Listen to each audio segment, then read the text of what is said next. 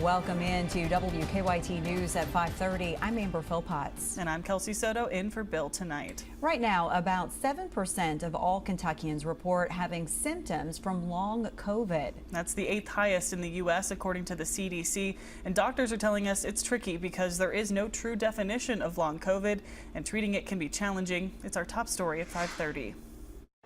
I mean, do you think this is something that we could potentially eradicate or extremely diminish?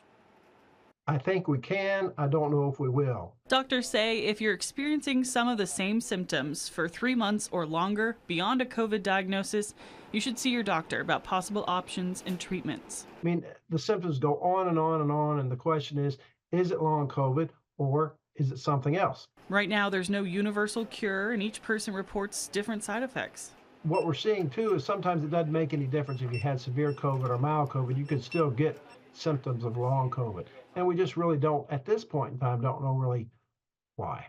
Some people report tiredness, fatigue, or even brain fog that interferes with their daily life. Others say they're experiencing persistent respiratory or digestive symptoms. Depending on the symptom would make the treatment. So if you treat more of the symptom than you do the disease as a whole. There are 9 long COVID clinics nationwide collecting research and studying data.